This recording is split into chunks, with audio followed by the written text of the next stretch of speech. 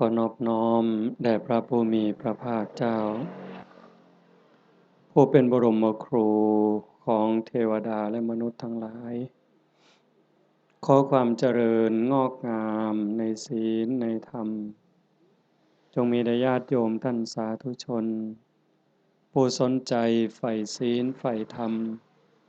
ผู้แสวงหาคุณงามความดีผู้ใฝ่บุญใฝ่กุศลทั้งหลายที่มาร่วมฟังธรรมในการสมโภชองค์กฐินในวันนี้โดยทั่วกันทุกท่านทุกคนณโอกาสนี้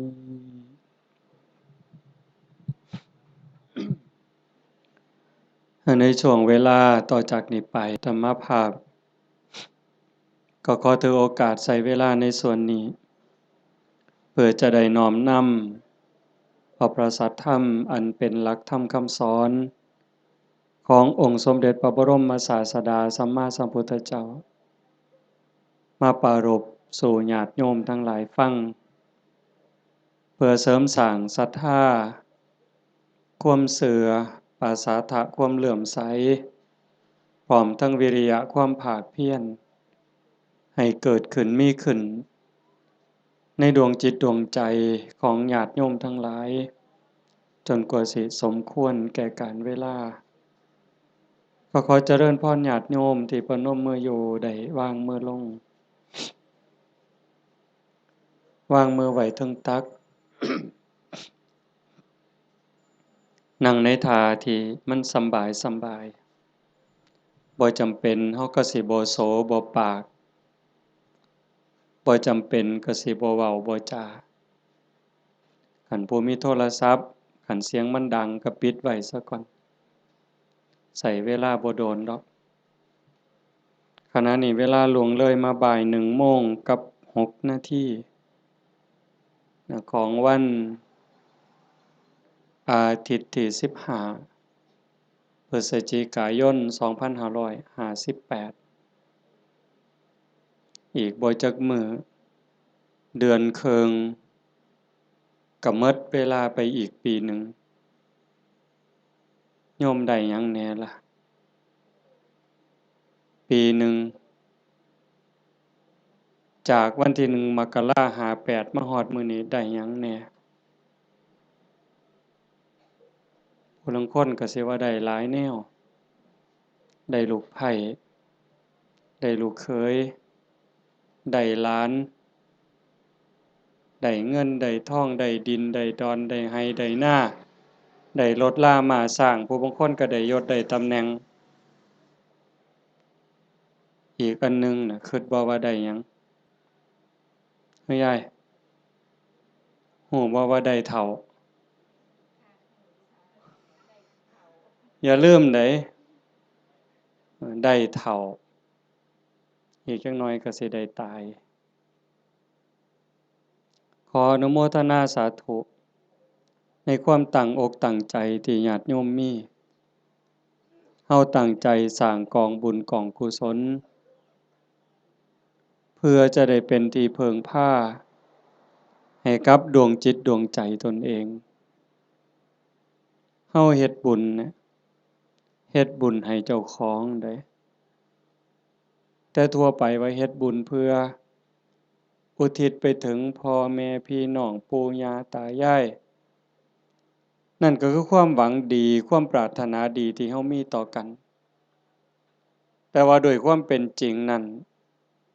เฮาเฮ็ดบุญให้เจ้าของซะก่อนคันมันเป็นไปตามคำสอนพระพุทธเจ้าบุญเกิดขึ้นมีขึ้นตามเหตุผลถ้าเฮ็ดถูกต้องทำถูกต้องตามคำสอนพระพุทธองค์บุญมันเกิดขึ้นมีขึ้นเฮาก็จังสิสามารถอุทิศไปถึงญาติที่ล่วงลับแม้แต่บางเทื่อเฮาอุทิศไปแล้วญาติผู้ล่วงลับก็บ่แน่ใจว่าสิได้นำเฮาหรือบ่ง่ายปานใดเด้เบิ่งดีๆโยมชีวิตเนี่ยเป็นของอัศจรรย์ชีวิตเป็นของมีค่าแต่ว่าเวลาของชีวิตมันน้อยเฮาอยู่ในโลกนี่ชั่วคู่ชั่วยาม โลกบ่แม่นของเฮาเดะ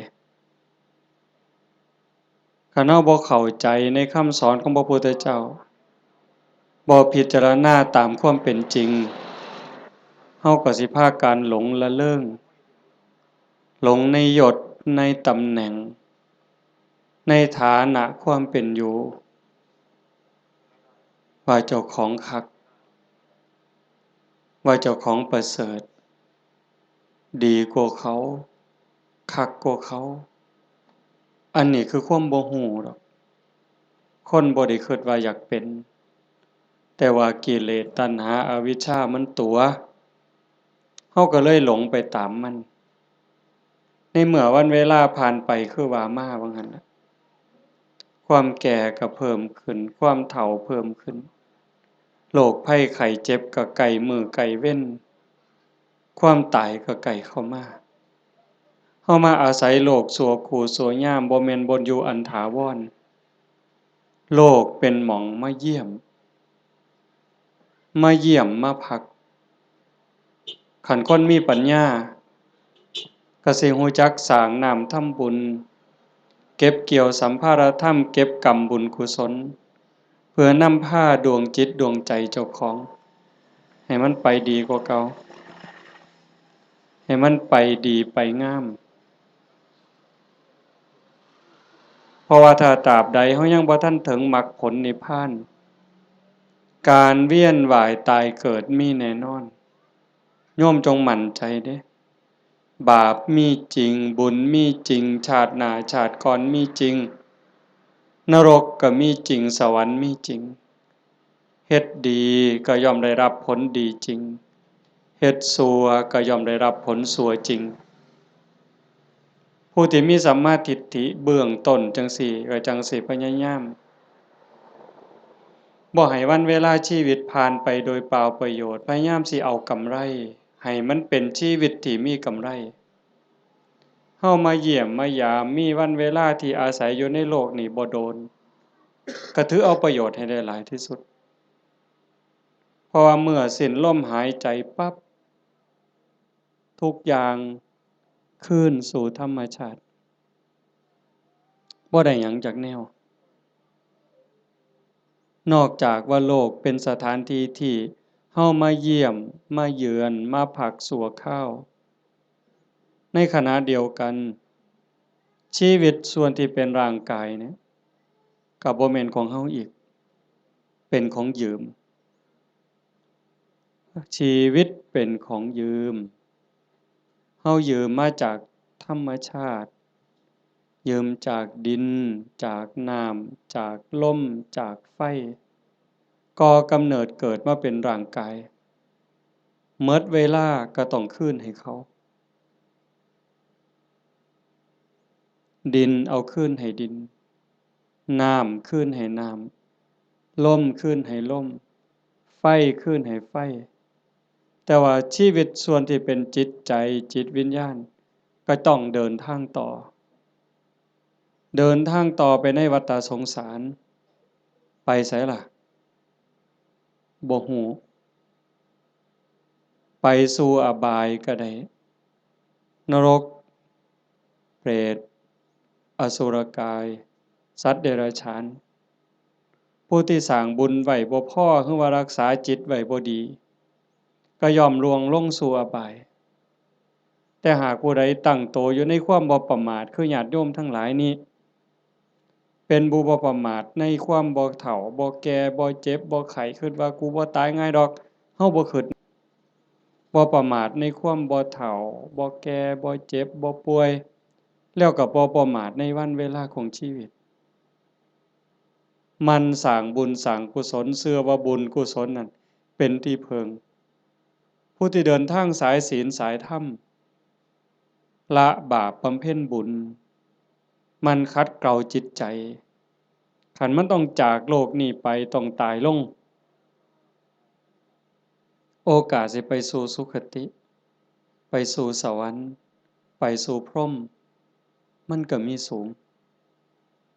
แม้นว่าสิกลับมาเกิดเป็นคนอีกถ้ามันบ่ทันถึงพระอริยเจ้าขั้นสูงสุดมันก็ต้องกลับมาใน ในเมื่อดวงจิตดวงวิญญาณมันได้เก็บเกี่ยวเอาบุญกุศลเป็นสมบัติของดวงจิตไว้หลายพอสมควรหลังจากหมดเวลาบนสวรรค์บนพรหมกลับมาเกิดเป็นคนอีกเถือเป็นคนงามรูปร่างหน้าตาผิวพรรณฐานะความเป็นอยู่ก็ดีสติปัญญาเฉลียวฉลาดโรคภัยไข้เจ็บหน่อยอายุยืนอันนี้เป็นเรื่องของบุญบุญเป็นผู้จัดสรรเป็นผู้ดลบันดาลเป็นผู้กำกับบุญนั่นจึงเป็นที่เพิงเป็นมิตรสหายในทุกๆสถานทุกการทุกเวลาแต่ว่าบาปนั้นมันตรงกันข้ามเป็นสิ่งตามหลางตามพรานเป็นสิ่งที่ตามเผาล้นก่อให้เกิดความทุกข์ความเดือดร้อนคือผู้บ่ตั้งใจบ่เชื่อ สร้างบาปสร้างกรรมโดยกายวาจาใจความคิดก็บ่ถูกต้องคำเว้าก็บ่ถูกต้องการกระทำก็บ่ถูกต้องเฮ็ดอันใดก็หวังเอารัดเอาเปรียบผู้อื่นในชีวิตเป็นอยู่นี่ก็หาความสุขบ่พอมีความทุกข์อยู่เรื่อยมีความเดือดร้อนอยู่เรื่อย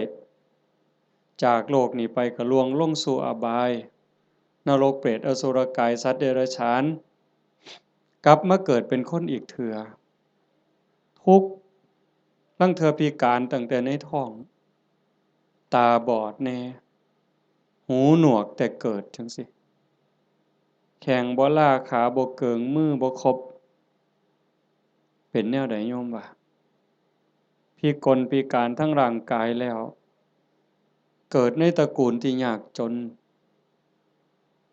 ขี้ร้ายพร้อมพิการพร้อมจนพร้อมโรคภัยไข้เจ็บหลายพ้อแต่แนวบ่ดีเดือดร้อนบ่จบบ่สิ้นอันนี้ก็คือบาปเป็นผู้กำกับบาปเป็นผู้แสดงเป็นผู้กำกับการแสดงแล้วก็ส่งผลก่อให้เกิดความทุกข์ความเดือดร้อนผู้บ่ประมาททั้งหลายก็จังพยายามขนขวายในการสร้างบุญแต่มาจังว่าอนุโมทนาสาธุกับญาติโยมโดยเฉพาะเจ้าภาพ จริงๆก็เจ้าภาพทุกคนเจ้าภาพทุกคนที่มาร่วมกันในมื้อนี้เฮาตั้งใจสิเฮ็ดบุญกุศลอุทิศไปถึงโยมพ่อใหญ่ตาโยมแม่ใหญ่พุทธอุทิศแปลว่าให้เฮ็ดบุญหวังสิส่งไปฮอดโยมแม่ใหญ่ตาโยมพ่อใหญ่พุทธบุญรัตน์อันนี้ก็คือเจตนาอันนี้คือความหวังตั้งใจของญาติโยมทุกคนแต่ว่ามันสิเป็นไปดังใจบ่อาตมาเว้าค้างไว้ตั้งแต่ตอนต้นๆลางเทื่อเฮาคิดจังหนึ่งคิดอยากได้จังซี้แต่มันก็บ่แม่นคือใจเฮาคิดหมดคันคือใจเฮาคิดหมดเฮาก็คือสิเป็นเศรษฐีกันซุคนบ่มีผู้ใดอยากทุกข์จากคนบ่มีผู้ใดอยากขี้ร้ายตั้งแต่เลขบ่ทันซื้อก็หวังว่าสิถูกอยู่บ่ต้องเว้าถึงซื้อแล้วเด้นี่อันนั้นคือความหวังถูกเลข3โตวก็บ่เอาส่ำเดะผู้ลางคนนี่อยากถูกฮอดรางวัลที่1พู้นซื้อลอตเตอรี่หั่นแต่มันเป็นคือคิดบ่ล่ะตั้งแต่ของอยู่ในโลกนี่เห็นกันอยู่เว้ากันอยู่มันก็ยังบ่แม่นอันนี้สิเฮ็ดบุญให้ผู้ตายนี่ห้วยไกลแรงไกลความคิดชาโนชโสนีพราหมณ์นั่นเพิ่นเป็นคนเฮ็ดบุญอยู่บ่อยๆแล้วก็อุทิศบุญหาญาติไปกราบทูลถามพระพุทธเจ้า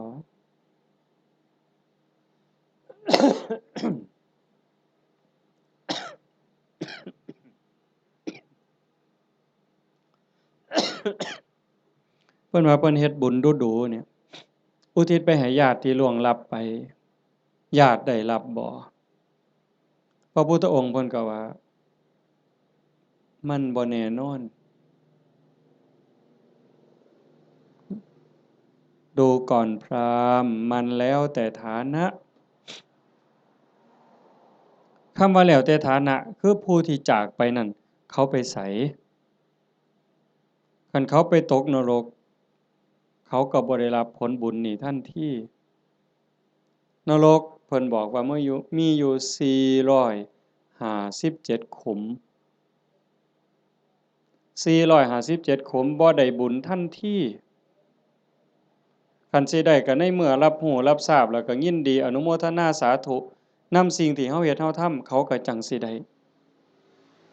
คันไปเกิดเป็นเปรตมี12ชนิดที่สิได้บุญฉับพลันทันทีก็มีอยู่ชนิดเดียวคือปรัตถตูปชีวีอีก11กลุ่ม11คณะสิได้บุญย้อนก็เมื่อเฮาเฮ็ดถูกต้องและอุทิศไปถึงรู้เรื่องรู้ราวอนุโมทนาสาธุนำจังสิได้อสุรกายคือกันสัตว์เดรัจฉานคือกันถ้าไปเกิดเป็นเทวดาเขาก็กินอาหารของเทวดากินบุญเก่าเป็นพรหมคือกันคันมาเกิดเป็นคนยิ่งบ่รู้เรื่องบ่รู้จักเขาก็สิได้นำเฮาจั่งใดบัดนี้มันก็บ่ได้อันนี้คือฐานะของผู้ที่จากไปนั่นส่วนหนึ่ง2ผู้เฮ็ดบุญนี่เฮ็ดเป็นบ่เฮ็ดถูกตามคำสอนพระพุทธเจ้าบ่สมมุติว่าญาติเฮาที่ตายจากไปรอคอยส่วนบุญคอยอนุโมทนาเอาบุญนำเฮานี่แต่ว่าผู้เฮาเฮ็ดบุญนี่เฮ็ดเป็นบ่เฮ็ดถูกบ่เฮ็ดแม่นตามคำสอนพระพุทธเจ้าบ่คันบ่ได้เฮ็ดตามคำสอนพระพุทธเจ้าเฮ็ดบุญตามความคิดเฮ็ดบุญตามเขาว่าเฮ็ดบุญตามธรรมเนียมประเพณีมันก็บ่เป็นบุญผู้ท่าคาถาเป่าทุกข์ก็ทุกข์อยู่ส่ำนั้นจังซั้นการเฮ็ดบุญเนี่ยมันจะต้องศึกษาทำความเข้าใจแต่ว่าโยมทั้งหลายโดยเฉพาะผู้เป็นเจ้าภาพโยมแม่ออกสมบูรณ์หลายๆคนเนาะพ่อใหญ่อ่อนแม่ใหญ่สมศรีนางวิภารัตน์นายทวีศักดิ์พ่อใหญ่สง่านางโยมกาญจนาโยมศิริพรโยมกิตติโยมชูชาติโยมสมบูรณ์นายประจวบนางรัตมณีโยมชันชัยโยมดวงธิดาโยมพรณภาโยมไกรสอนโยมจันทิรา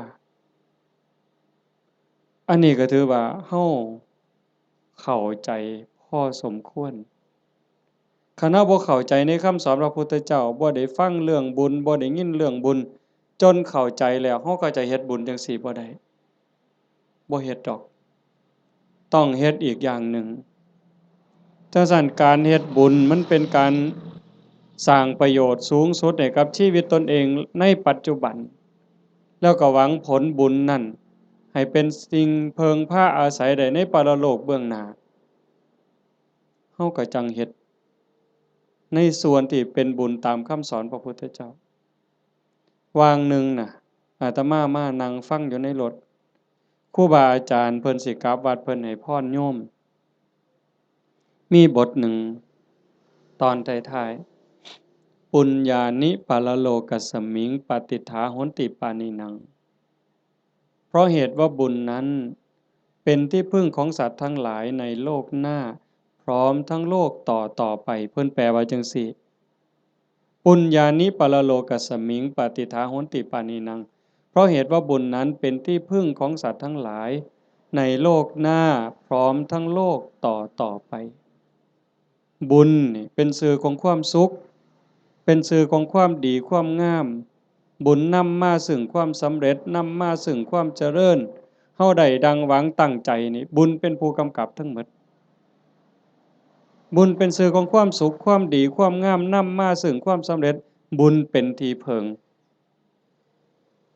นอกจากบุญบ่มีอันใดเป็นที่เพิงอันถาวรเด้อโยม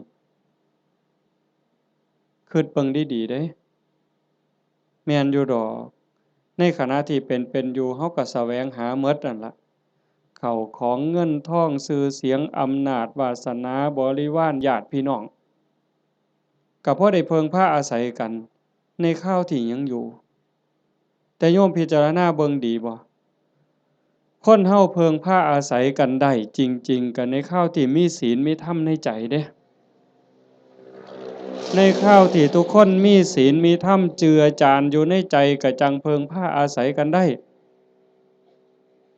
คันท่าศีลธรรมจืดจางไปจากใจแล้วผัวกับเพิงบ่ได้เมียกับเพิงบ่ได้ลูกกับเพิงบ่ได้โยมเปิดโทรทัศน์เบิ่งสิได้ยินเกือบซุมื้อเห็นเกือบซุมื้อผัวฆ่าเมียเมียฆ่าผัวพ่อแม่ฆ่าลูกลูกฆ่าพ่อแม่พี่น้องฆ่ากันหมู่ฆ่ากันผู้บางคนมีเงินหลายๆก็คิดว่าสิอยู่เย็นเป็นสุขบ่เงินนั่นล่ะพาเจ้าของเดือดร้อนนอกจากสิถูกเขามาแย่งมาปล้นมาจี้จับไปเรียกค่าไถ่บางเทื่อเห็นว่าเจ้าของมีเงินหลายก็ไปข่มคนอื่นสร้างความเดือดร้อนให้ผู้อื่นก็โดนจับปรับไหมใส่โทษเมื่อดีบ่ดีเขากู้เขายืมค่าปิดปากค่าล้างหนี้ก็มีเห็นบ่ล่ะมันจังบ่แม่นที่พึ่งอันแท้จริงแต่ที่พึ่งอันแท้จริงคือบุญคือโยมนั่งฟังเทศน์ฟังธรรมอยู่นี่เฮาได้เกิดมาเป็นคนเนี่ยคันบุญบ่หลายมันสิได้เป็นคนบ่เจ้าว่านกหนูปูปีกงัวควายช้างม้าสัตว์เดรัจฉานทั้งหมดคันจะเว้าไปไล่ไปทั้งหมดตั้งแต่สัตว์นรกอเวจีจนถึงภวากพรหมบ่มีผู้ใดที่บ่เคยพ่อเป็นแม่เป็นพี่เป็นน้องอาตมาบ่ได้เว้าเอาเด้พระพุทธเจ้าเว้าเด้ในวัฏฏะสงสารนี้ไม่มีใครเลยที่ไม่เคยเกิดเป็นพ่อเป็นแม่เป็นพี่เป็นน้องเป็นญาติร่วมสายโลหิต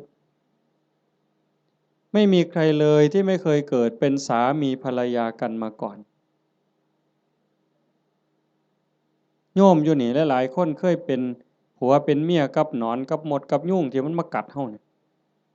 นั่นคือวัฏฏะสงสารเป็นหยังเขาต้องไปเป็นแบบนั้นนั่นคือบุญเขาบ่พอสร้างบาปสร้างกรรมเฮามีบุญหลายได้รักษาศีล5ไว้มีกุศลกรรมบท10พอสมควรจังทรงให้เฮาได้เกิดมาเป็นคนได้เกิดมาเป็นคนแล้วบ่คือกันเห็นบ่หน้าตาบ่คือฐานะบ่คือสติปัญญาบ่คืออุปนิสัยใจคอบ่คือกันคนคนเดียวกันนี่โยมเคยสังเกตเบิ่งเจ้าของบ่ลางเทื่อหูสองข้างบ่คือกันเด้แต่ละคนตาสองข้างบ่คือกันเด้สังเกตเบิ่งเด้อหมู่พวกคนเฮาที่รู้จักกันตาสองข้างบ่คือกันลางเทื่อดังเนี่ยปีกจมูกเนี่ยบ่คือกันเด้นิ้วมือนิ้วตีนคนคนเดียวกันก็บ่คือกันมือข้างซ้ายเป็นจังหนึ่งข้างขวาเป็นจังหนึ่งเป็นหยังจังเป็นจังซั่นคันให้พระเจ้ามาออกแบบเอาคันว่าพระเจ้าเป็นผู้สร้างเนี่ยคันพระเจ้าเป็นผู้สร้างอาตมาว่าคนสิคือกันหลายเติบอยู่เดะเราสิขี้คร้านเฮ็ดแบบพิมพ์เนาะก็สิเฮ็ดพิมพ์มาคือรอพระพุทธรูปนี่เทเขามันก็สิคือกันหมดนะแต่มันบ่แม่นจังซั่นคนสิดีสิงามสิเฉลียวฉลาดสิโง่สิเป็นอันใดก็แล้วแต่ก็ขึ้นอยู่กับกรรมแปลว่าการกระทำการกระทำของตนเองที่ถึงพร้อมโดยเจตนาบ่ว่าสิกระทำทางกายทางวาจาทางใจถ้าคิดดีทำดีเฮ็ดดีเนี่ยเป็นกรรมดีก็ย่อมได้รับผลดีเฮ็ดบ่ดีทำบ่ดีเป็นกรรมบ่ดีก็ต้องได้รับผลบ่ดีในเมื่อมันเป็นจังซั่นพระพุทธเจ้าเพิ่นจึงบอกว่าบุญนั่นเป็นที่พึ่งโยมทั้งหลายก็อยากได้บุญโยมไม่ออกผู้เป็นเจ้าภาพญาติโยมทุกคนมาร่วมฟังเทศน์ฟังธรรมมาร่วมบุญร่วมงาน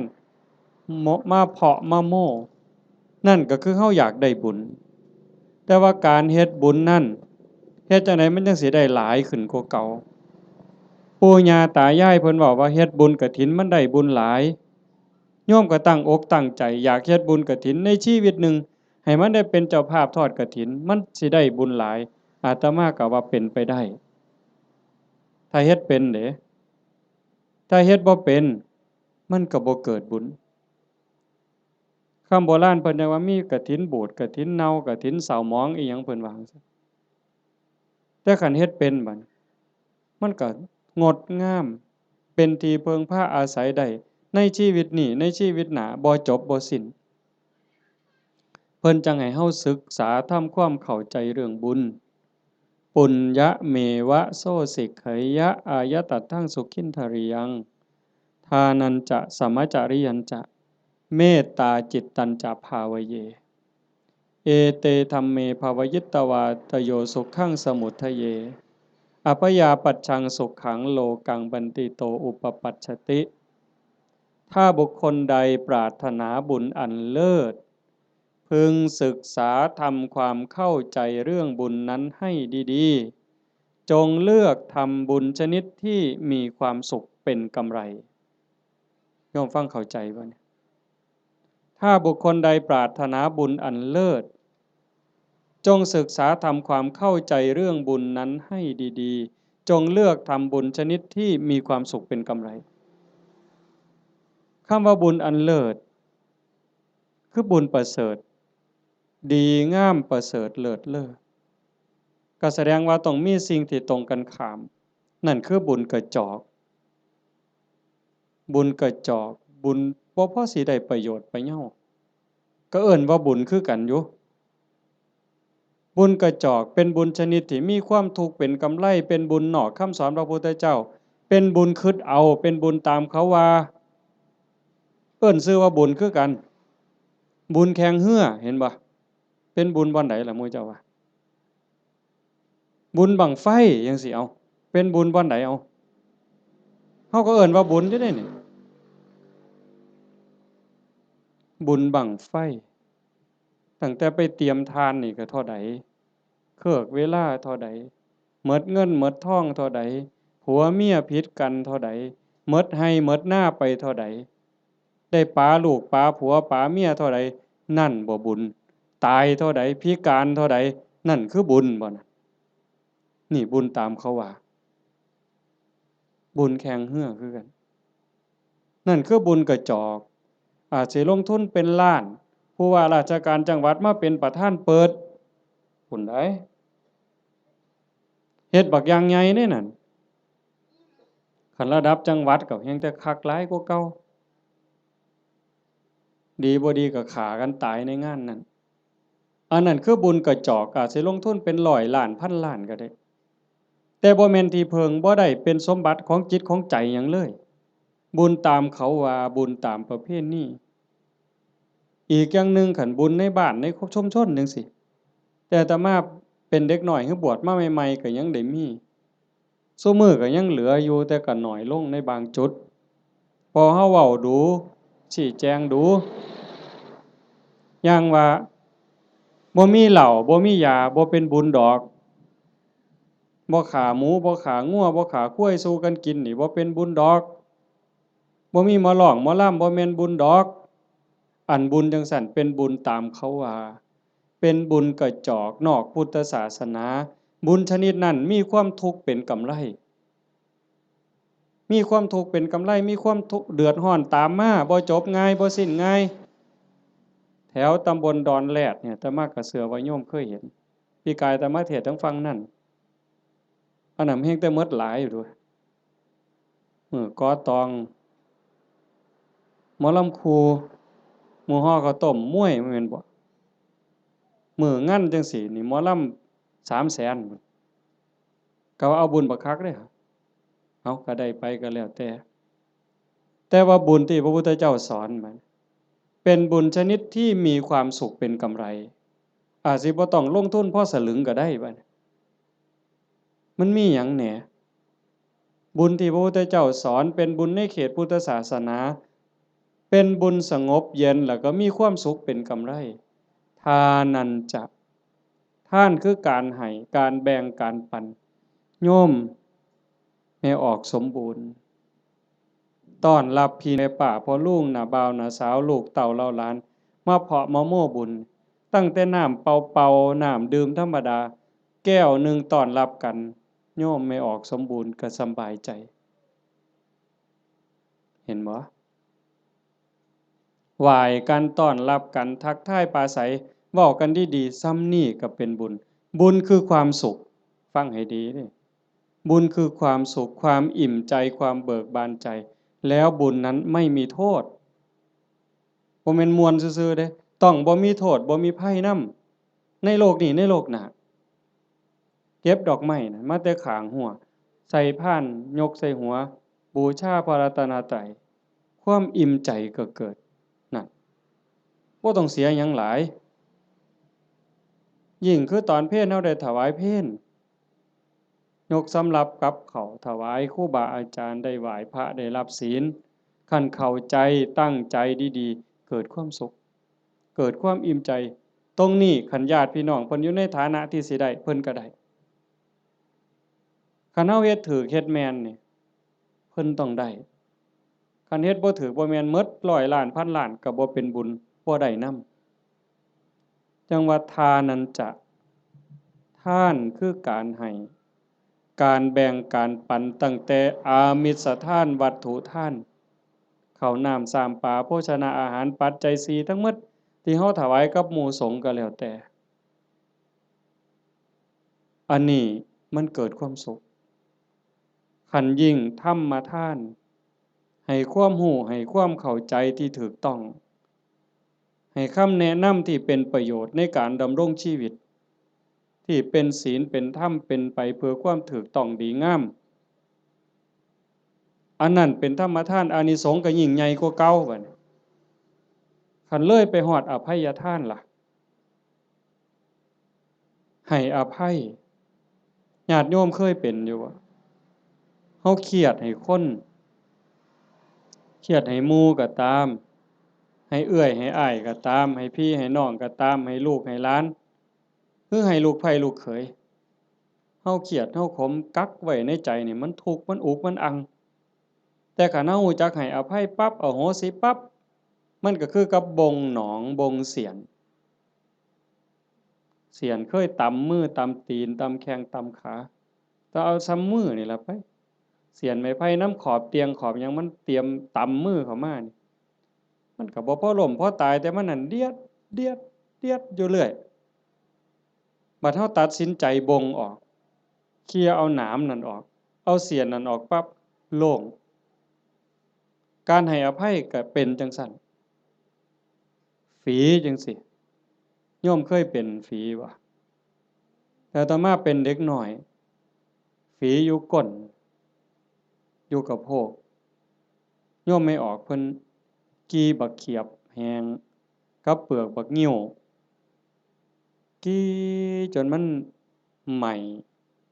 ดำๆเอามาผสมกับปูนเขี้ยวหมากเอามาแปะมันดูดจูดจูดจูดปวดแต่มันคือยับออกปืดปืดปืดปืดบ่โดนหัวฝีหลุดปกออกมาเศร้าเจ็บเศร้าปวดทันทีนั่นคือทานเด้นี่อามิสทานก็มีประโยชน์บ่น้อยอานิสงส์บ่น้อยอานิสงส์สิเป็นขันเป็นตอนขันเรามันสิยาวโพดเอาง่ายๆซ้ำพื้นฐานเนี่ยซ้ำสิเอาบุญเนาะโยมเนาะคือแม่ออกแม่ครัวนี่เฮ็ดอยู่เฮ็ดกินคือมาจังซี่ล่ะโจมปลาเขาพระน้ำสู้กันกินแล้วบัดกินแล้วสิเอาถ้วยเอาซ้ำไปล้างคันแม่ครัวเข้าใจจักน้อยสิเอาบุญเนี่ยเศษอาหารนี่เคลียร์ลงขยะแล้วมีแต่คราบไขมันคราบน้ำแกงอิหยังต่างๆที่มันติดอยู่กับถ้วยกับจานแม่ครัวเอาน้ำเทใส่แล้วก็มือลูบๆๆๆๆในแก้วในถ้วยในจานนั่นแล้วก็คิดในใจก่อนสิเทน้ำลงดินโอ้ยน้ำเศษอาหารรสชาติอาหารที่ติดอยู่กับน้ำนี่เทลงไปในดินให้สัตว์อาศัยในดินมันได้กินเด้อพวกขี้ไก่ดักไก่เดือนก็ให้มันได้กินกินแล้วก็ให้มันอยู่ดีมีแรงสุขกายสุขใจเด้อแล้วเทลงไปปึ๊บซ้ำนั่นพระพุทธเจ้าว่าเป็นบุญที่นับประมาณไม่ได้แค่นี้เด้อโยมบ่ทันได้เป็นหยังย้อนเด้นี่เป็นบุญหลายจนนับประมาณบ่ได้ซ้ำเฮานับบ่ได้แล้วว่าฝนตกนี่มันจักเม็ด แม่น้ำมูลแม่น้ำโขงแม่น้ำเจ้าพระยาหรือน้ำในทะเลนี่เฮานับบ่ได้ว่ามันจักซ่อนจักแก้วจักขวดจักลิตรจักแองจักโอ่งเฮาบ่สามารถจะนับได้เพียงแค่เฮาเทน้ำล้างถ้วยล้างจานลงในดินแต่เจตนาให้พวกเชื้อโรคพวกขี้ไก่เดือนให้มันได้กินซ้ำนี่ก็บุญมหาศาลพระพุทธเจ้าเพิ่นก็ยังไล่ขึ้นมาจากสัตว์เดรัจฉานร้อยเทื่อพันเทื่อก็บ่สู้ให้คนขี้เมาคนบ่มีศีลบ่มีธรรมตีหัวหมาด่าแม่คนคันให้พวกนี้เทื่อเดียวก็ได้หลายกว่าให้สัตว์เดรัจฉานร้อยเทื่อพันเทื่อให้คนบ่มีศีลบ่มีธรรมจังซั่นร้อยเทื่อพันเทื่อก็บ่ได้บุญหลายเท่าให้โยมผู้มีศีล5เทื่อเดียว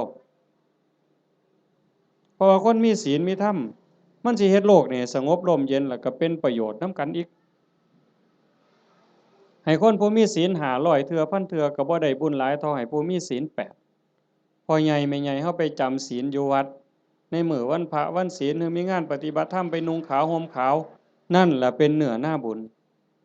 ผู้ศีล5บริสุทธิ์100เทื่อพันเทื่อก็บ่ได้บุญหลายเท่าให้ผู้มีศีล8เทื่อเดียว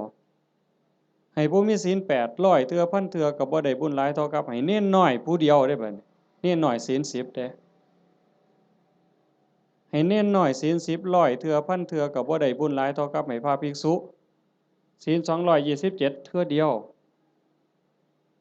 ให้ผู้พระภิกษุเนี่ยศีล227 100เทื่อพันเทื่อก็บ่เกิดบุญหลายเท่ากับให้นักบวชนอกศาสนาที่เขาฝึกฝนอบรมบ่มจิตบ่มใจจนข่มราคะความรู้สึกระหว่างเพศขาดสะบั้นลงแล้วไล่ขึ้นมาอีกเป็นเก่าชั้น10ชั้นพุ่นบ่ไล่ดอกจนฮอดพระพุทธเจ้าจนฮอดสงฆ์ที่มีพระพุทธเจ้าเป็นประธานอานิสงส์ก็หลายขึ้นหลายขึ้นให้กับคณะสงฆ์ที่มีพระพุทธเจ้าเป็นประธาน100เทื่อพันเทื่อก็บ่ได้บุญหลายเท่ากับสร้างวิหารกันแดดกันฝนกันลมสร้างวิหาร100หลังพันหลังก็บ่ได้บุญหลายเท่ากับให้ธรรมะเห็นบ่บัดนี้ตัวนี้บ่เสียหยังแล้วเด้บัดบ่สู้ให้ธรรมะเป็นทานให้ความรู้ให้ความเข้าใจอย่างว่าให้ธรรมะเป็นทานก็ได้บุญได้กุศลมาอยู่ได้บุญได้เกิดความร่ำรวยได้เกิดความงามความดีแต่ว่าบางเทื่อมันก็ยังแบกศาลานั่นกูก็สร้างกุฏินี่ก็สร้างโบสถ์ก็สร้างกฐินก็เฮ็ดซุปีคันบ่มีกูนี่บ่ว่าทีเดียวเลยบัดนี้เป็นจังได๋บัดนี้ดีบ่หลวงพ่ออย่าเว้ายากเด้บ่เฮ็ดกฐินให้เด้เป็นจังได๋บัดนี้บ่มาก็ได้เด้วัดนี่นั่นครูพระแล้วนั่นเพิ่นว่าเพิ่นคักซั้นเด้จังต้องมาที่อภัยทานรู้จักให้ธรรมะรู้จักให้อภัยคือจิตทำจิตให้ว่างทำจิตให้เป็นอิสระผลมันก็มีอานิสงส์ต่างกันหลายขึ้นหลายขึ้นสูงขึ้นสูงขึ้นอันนี้คือทานเด้อันที่1ทานันจะสมจริยันจะบุญชนิดที่มีความสุขเป็นกำไรสม่ำเสมอควบคุมอากัปกิริยาคำปากคำเว้าให้เป็นไปโดยสงบเสงี่ยมอันนั้นคือศีลสำรวมวาจาใจให้เรียบร้อยศีลนี่จังมีอานิสงส์หลายเพราะว่าของมาทานลักมากก็ได้โกงมากก็ได้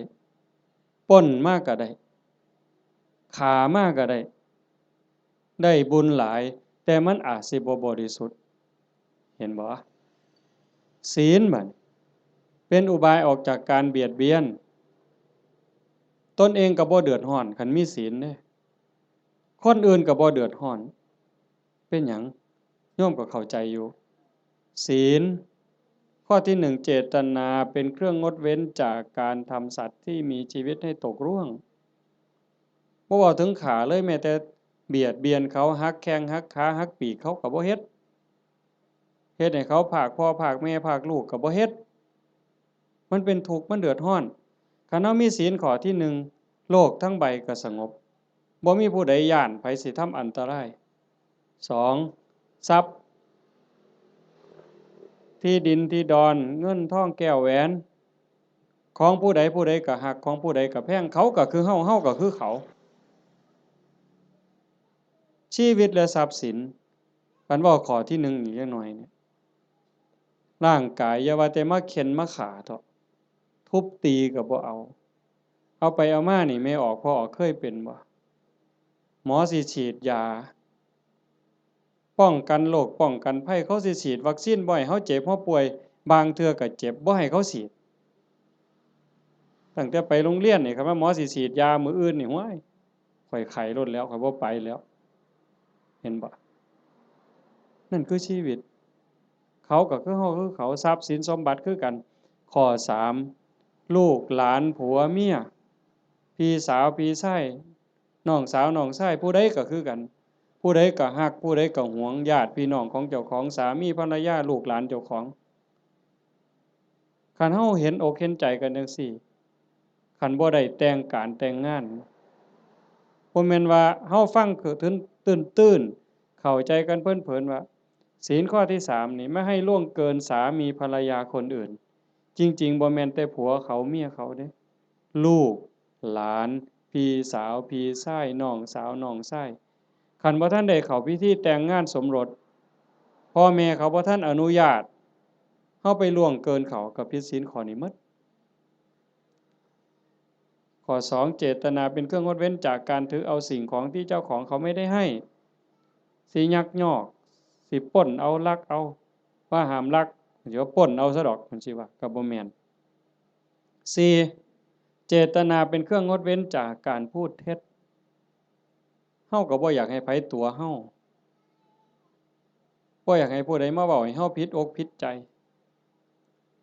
บริวารคือว่าองค์ประกอบที่จะเฮ็ดให้มันผิดให้มันเศร้าหมองนี่นอกจากโกหกแล้วก็ยังมีเว้าส่อเสียดยุยงให้แตกร้าวสามัคคียุให้ผู้นั้นผิดกับผู้นี้เว้าเพ้อเจ้อไร้สาระหาแก่นสารบ่ได้เว้าคำหยาบคำห้ายคำด่าที่ฟังแล้วเฮ็ดให้ทุกข์ใจเจ็บใจอันนี้ก็ต้องงดเว้นอันนี้เป็นศีลเนี่ย5เจตนาเป็นเครื่องงดเว้นจากการดื่มเสพเครื่องดองของเมาเฮาก็สิคิดว่าแต่บ่กินเหล้าอย่างเดียวบ่ให้กินเหล้ายาม่าสูบได้บ่กัญชาเฮโรอีนได้บ่จริงๆเพิ่นมีทั้งสุราทั้งเมลัยทั้งของเมาต่างๆคันเฮาไปเสพไปสูบทั้งสูบทั้งอมทั้งดมทั้งเคี้ยวเฮ็ดให้ขาดสติสัมปชัญญะบางเทื่อเป็นบ้าอย่างมันคลั่งยาบ้าจับแม่เจ้าของปาดคอพ่อเจ้าของปาดคอมันดีบ่อนใดบัดคันเฮาเฮ็ดได้จังซี่มันก็เป็นเครื่องคุ้มครองบ่เบียดเบียนตนเองบ่เบียดเบียนผู้อื่นความเดือดร้อนก็บ่ต้องเกิดขึ้นในโลกในสังคมอันนี้คือบุญชนิดที่มีความสุขเป็นกำไรที่พุทธเจ้าเพิ่นสอนข้อที่2 3เมตตาจิตตัญจภาวะเยสร้างความรักความแพงความเมตตาความหวังดีต่อกันให้มันหลายขึ้นให้มันเจริญขึ้นอย่างเฮาเฮ็ดสมาธิเบิ่งญาติโยมหลายๆคนท่าทางนี่เฮาเป็นคนวัดคนว่าจำศีลภาวนาไปปฏิบัติธรรมนำครูบาอาจารย์บ่อนหั้นบ่อนนี้สังเกตเบิ่งบ่เวลาเฮาเดินจงกรมด้วยความตั้งใจหลอมสติในอารมณ์ปัจจุบันเวลามานั่งสมาธิก็มีสติที่ลมหายใจเข้าออกคัน10นาทีผ่านไป20นาทีผ่านไปคันฮอด30นาทีแฮ่งแต่สุดยอดคันเฮามีสติในอารมณ์ปัจจุบันลมหายใจเข้าก็ฮู้ลมหายใจออกก็ฮู้ลมสั้นก็ฮู้ลมยาวก็ฮู้ใจโยมสินิ่งใจนิ่งใจสบายกายเบาจิตเบาความรู้สึกที่เป็นสุขมันจะเกิดขึ้นสมองก็ปลอดโปร่งเบากายเบาใจความคิดอันดีอันงามเกิดขึ้นมาคันมันหลายไปกว่านั้นอีกสงสารคนรู้โตนคนบ่เว้าแต่ว่าคนที่รักกันแพงกันเด้แม้แต่คนเป็นคู่กรรมคู่เวรด่าเฮารังแกเฮาเบียดเบียนข่มเหงเฮาก็สิมีความเมตตาให้เขารู้โตนเขาอีกต่างหากเขาเบียดเบียนข่มเหงฆ่าตีเฮานี่สิเอาโทษเอาเรื่องผู้อื่นสิเอาโทษยุให้เอาโทษใจ จับเข้าคุกเข้าตารางปรับไหมใส่โทษเฮาผู้ถูกตีถูกขาหัวล้างข้างแตกแขนหักขาหักบางเทื่อโอ้ยบ่ว่าหยังดอกรู้ตนมันให้อภัยมันซะเห็นบ่คันคนในโลกมีจิตสภาพนี้ล่ะโยมว่ามีใจเป็นจังซี่ล่ะที่โอบอ้อมไปด้วยศีลด้วยธรรมจิตที่ถูกห่อหุ้มด้วยศีลด้วยธรรมด้วยความเมตตาต่อกันโลกมันสิเป็นจังไดโยมว่าที่มันวุ่นวายอยู่จังซี่ย้อนคนขาดศีลขาดธรรมบ่ใส่ใจต่อศีลต่อธรรมก็เลยมีแต่ความเห็นแก่เนื้อแก่ตัวเอาเปรียบแม้กระทั่งเมียเจ้าของบ่ต้องเว้าผู้อื่นเด้เอาเปรียบเมียเจ้าของเอาเปรียบผัวเจ้าของลูกเต้าเอาเปรียบพ่อแม่แน่นอนเลยเลี้ยงมาพาใหญ่ตั้งแต่พูนอุ้มพาคาท้องยากปานใดไม่ออกหูดีบ่ต้องจักถามดอกว่าพ่อแม่สิรักเฮาส่ำใดห่วงใยเฮาส่ำใดโยมถามเจ้าของรักลูกแต่มื้อใดยายหึถามจักหน่อยนี่โยมรักลูกแต่มื้อใดเกิดไสเกิดจากท้องหรือเกิดในท้องบ่ยายว่าเกิดออกจากท้องมารักเลยแต่อาตมาเห็นว่าผู้บางคนนี่ส่วนหลายรักตั้งแต่ว่าลูกมีในท้องพู้นว่าตั้งท้องแล้วรักเลยลุกก็ระวังย่างก็ระวังกินก็ระวังนอนก็ระวังสิกินอันใดลงไปคันถ้าแม่นเจ้าของมักปานใดเคยกินเคยแซ่บแต่คันว่ามันสิเฮ็ดให้ลูกแสบลูกร้อนหยุดนั่นคือความรักเด้อรักตั้งแต่ว่าลูกอยู่ในท้อง9 เดือน10 เดือนคลอดมาก็เกือบล้มเกือบตายเชื่อว่าทุกคนนี่มื้อออกลูกนี่บ่มีผู้ใดม่วนปานใดดอกเทิงร้องเทิงไห้จมให้ผัวซ้ำผู้บางคนเครียดให้ลูกบ่ซังลูกบ่รักตั้งแต่คาท้องบ่ฮู้ซ้ำว่าลูกในท้องนี่มันสิเป็นผู้หญิงหรือเป็นผู้ชายสิพิการบ่สมบูรณ์บ่สิขี้ร้ายหรือสิงามสิเกิดมาทำร้ายเจ้าของบ่สิเป็นคนดีหรือเป็นคนชั่วบ่เกี่ยวกันบ่สนใจเลยรักอย่างเดียวบัดลูกเกิดมาแล้วเลี้ยงมาลำบากปานใดหมดข้าวจักเหล้าตัวสิใหญ่แต่ละคนหมดเสื้อผ้าจักผืนหมดเงินจักแสนแต่งการแต่งงานให้แล้วบ่เฮ็ดเรือนเฮ็ดซ่านให้อีกแล้วบ่มีทางออกลูกมาก็มาให้แม่เลี้ยงพ่อเลี้ยงคือเก่าพูดไปหาซื้อขนมกินอยู่กรุงเทพพอหลานมาให้ยายเลี้ยงแทนที่สิได้ลงวัดลงว่าจังหันจังเพี้ยนบ่ค่าหลานยายบางคนก็พะโล้เด้เอาแต่หลานมาอ้างยากแทนที่สิได้เข้าวัดเข้าว่าเตรียมตัวตายเอาบุญให้หลายๆบ่เอาหลานมาอ้างขี้คร้านไปวัดเงินเดือน500ก็ซื้อขนมจนเกลี้ยงบ่ได้ว่าเลี้ยงหลานใหญ่แล้วก็สิไคดอกเพิ่นหลานใหญ่มันละออกเลนมาอีกตายเจ้าเสร็จอีกคือเก่าไปบ่รอดเพิ่นว่าเฮ็ดจังไดบัดนี้สิมาวัดตอนมาอยู่ข้างกำแพงบ่เมื่อเลยมาเทื่อเดียวอยู่เลยเด้อบัดนี้บ่แม่นแนวซั่นบ่เห็นบ่คันเฮาได้พิจารณาอีหลีอีหลอนี่จากทานมาสู่ศีลมาสู่ภาวนาความเมตตาหวังดีต่อกันมันสิเกิดจริงๆการสร้างบุญการเฮ็ดบุญมันมีรายละเอียดหลายโยมตั้งแต่การให้ทานซื่อๆเนี่ยทานอย่างเดียวนี่น้ำขวดเดียวหรือข้าวปั้นเดียวผักเส้นเดียวก็ตามบุญต่างกันอยู่ที่เจตนาคันให้ด้วยความศรัทธาเชื่อในคำสอนของพระพุทธเจ้าบาปมีบุญมีชาติหน้าชาติก่อนมีเชื่อมั่นใจจังซั่นเนี่ยเวลาผลบุญมันออกมาก็ออกผลเฮาสิเป็นคนรวยพร้อมงามพร้อมปัจจุบันก็จิตใจร่ำรวยบุญกิริยามารยาทก็งดงามงามภายนอกงามภายในงามภายในทรงไปสู่ภายนอกเกิดชาติใหม่ภพใหม่ งามพร้อมรวยพร้อมนี่กันให้ท่านโดยศรัทธาศรัทธาแปลว่าเชื่อใจหมั่นใจไว้ใจว่างใจสองให้ท่านด้วยความเคารพในวัตถุท่านเคารพในผู้รับท่านจะมาเว้าข้างไปตอนต้นมันแล้วแต่ฐานะที่ชาโนโสนิพามถามพระพุทธเจ้ามันแล้วแต่ฐานะมันมีหลายระบบอีกหลายเหลี่ยมอีกผู้รับท่านน่ะมีศีลมีธรรมบ่อย่างคือทอดกฐินนี่ครูบาอาจารย์เพิ่นมีศีลมีธรรมได้ฝึกฝนได้อบรมมื้ออื่นเวลาพ่อใหญ่พาไปกล่าวกฐินฮือย่ายผู้เป็นเจ้าภาพอุ้มผ้ากฐินถวายเนี่ยมื้อนั้นอาตมาไปเห็นอยู่วัดหนึ่งเพิ่นนิมนต์ไปรับนำเพิ่นเขียนคำถวายให้เจ้าภาพนี่อุ้มผ้าไตรจีวรตั้งนะโมแล้วก็พาหมู่ว่า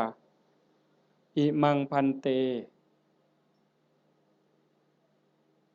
กฐินะจีวรทุตสังอาตมาก็เหลียวเบิ่งหน้าเจ้าภาพก็คิดเบิ่งใจเจ้าภาพคิดเบิ่งใจญาติโยมอีกหลายๆคนโยมว่าเป็นตาอ่อนซ่อนบ่ในชีวิตหนึ่งเฮาได้อุ้มผ้าไตรจีวรกล่าวถวายสังฆทานถวายผ้ากฐินว่าเป็นบุญใหญ่เป็นบุญสุดยอดนี่มันสิเป็นความภูมิใจสิเป็นบุญปานใดโยมว่าคิดเบิ่งเด้อยายชีวิตหนึ่งนี่เฮาให้ได้เฮ็ดคันบ่ได้เฮ็ดกองใหญ่เป็นเรื่องเป็นราวคือเพิ่นกลับไปห่วมเพิ่นเฮ็ดได้อันนี้คือสิ่งที่ได้เด้บุญเนี่ยติดตามไปในโลกนี้โลกหน้า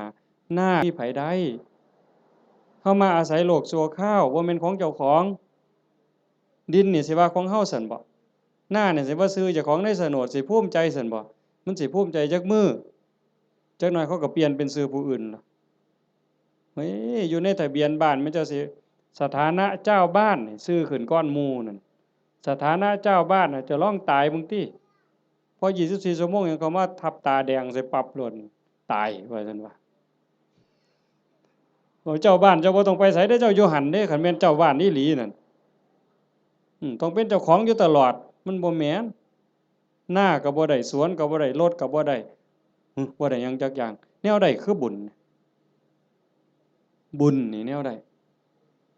เพิ่นจังว่าต้องทำความเข้าใจอิหยังให้มันหลายๆทานก็เฮาให้ด้วยความศรัทธาให้ด้วยความเคารพในผู้รับทานครูบาอาจารย์เป็นผู้มีศีลมีธรรมผู้รับทานเป็นหมู่สงฆ์เฮาถวายข้าวสงฆ์เจ้าของเองก็เป็นผู้บริสุทธิ์ย้อนหยังสะอาดย้อนหยังย้อนศีลก่อนสิทำบุญให้ทานถวายหยังต่างๆเพิ่นจังให้เฮาสามาทานศีลนั่นคือชำระความเศร้าหมองในใจคันเฮาไปฆ่าสัตว์มามันก็เศร้าไปลักเขามาก็เศร้าไปนอกอกนอกใจสามีไปล่วงเกินผู้อื่นมามันก็เศร้าหมองเอาน้ำมาอาบหมดน้ำทะเลมันก็บ่สะอาดใจบ่สะอาดดอกไปตั๋วเข้ามาไปดื่มเสพเครื่องดองของเมามาสิใช้ผงซักฟอกอันใดสบู่อันใดล้างออกมันก็บ่สะอาดแต่คันสมาทานศีลปั๊บปานาติปาตาทินากาเมมุสาสุราปั๊บพระสงฆ์เพิ่นสรุปศีลให้ปั๊บสำบายใจล้างความหม่นหมองความเศร้าหมองในใจนั่นออกมานั่นเป็นผู้บริสุทธิ์นี่เด้มันสิเกิดภละอานิสงส์หลายๆมันแล้วแต่ฐานะสิเกิดบุญจังได๋นี่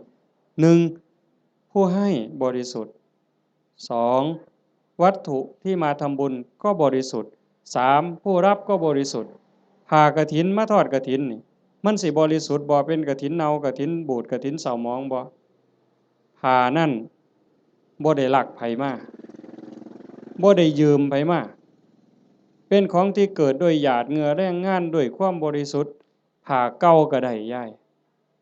ผ้าเก่าก็ได้กางเก่ากางใหม่ก็ได้ผ้าใหม่ก็ได้ผ้าบางสุกุลก็ได้ไปเก็บมาแต่กองขยะพุ่นก็เป็นกฐินได้ไปเก็บมาจากกองขยะสีกได้เถอะค่ะท่อนละซ้ำฝ่ามือทำศอกซ้ำแขนมาหยิบต่อกันเฮ็ดผ้าสบงได้ผืนหนึ่งเก่าๆก็ได้แต่ว่าเป็นกรรมสิทธิ์โดยชอบธรรมโดยความถูกธรรมนั่นคือวัตถุทานที่บริสุทธิ์บุญกุศลมหาศาลแล้วก็ประกอบกับเจตนาอีกก่อนให้นี่มีศรัทธาบ่ตั้งใจไว้ดีบ่คันมีความศรัทธามีความเหลื่อมใส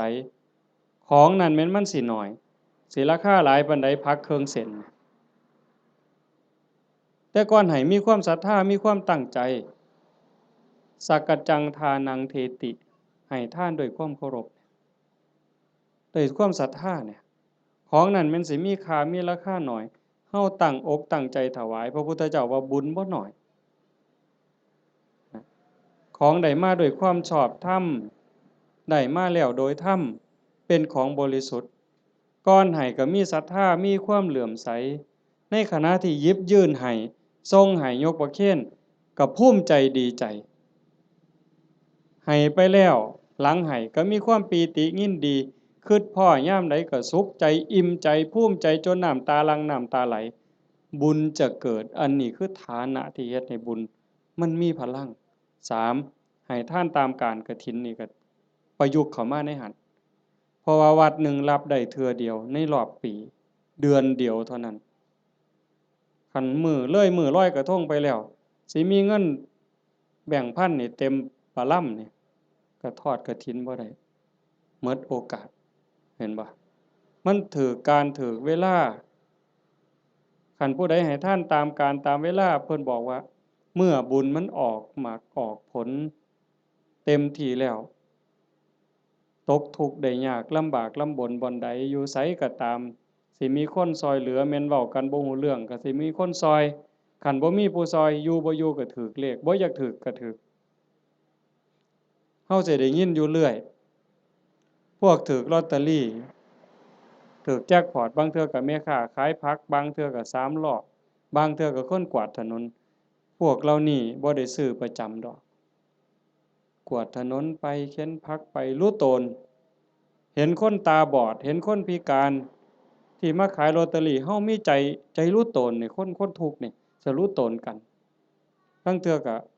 บ่อยากได้บ่อยากซื้อแต่ว่าเพราะอยากอุดหนุนเขาหยิบให้แน่บ่เบิ่งฮอดตัวเลขซื้อมาแล้วก็ใส่กระเป๋าไว้บ่หัวซ่าเลขออกไปแล้ว2มื้อ3มื้อจังมาคิดพ้อตรวจเบิ่งก่อนนะนั่งว่างๆตรวจเบิ่งถูกซ้ำนี่เป็นผลบุญจากการให้ท่านตามการตามสมัยคือกฐินจังซี่อันหนึ่งคนตกรถตกเรือบ่มีค่ารถจังซี่ลูกกำพร้าคนด้อยโอกาสจังซี่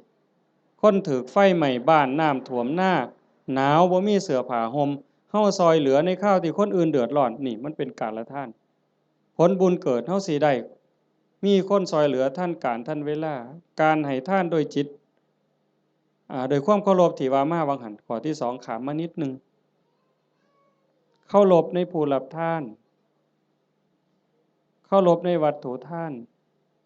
ผลบุญเกิดสิได้ลูกดีผัวดีเมียดีข้าทาสบริวารสิเป็นคนซื่อสัตย์ไว้ใจได้วางใจได้มีอานิสงส์หมดเด้4กฐินนี่ก็เข้ามาในนี้อีกทานด้วยจิตหวังอนุเคราะห์ตามธรรมดางานกฐินมันสิเป็นเรื่องของพระเรื่องกฐินเป็นเรื่องของพระบ่เกี่ยวกับโยมออกพรรษามามื้อวันแรม1ค่ำเดือน11จนฮอดวันเพ็ญเดือน12ระยะเวลา1เดือนนี่ภาษาธรรมเพิ่นสิเอิ้นว่าจีวรการเวลาแห่งการแสวงหาผ้า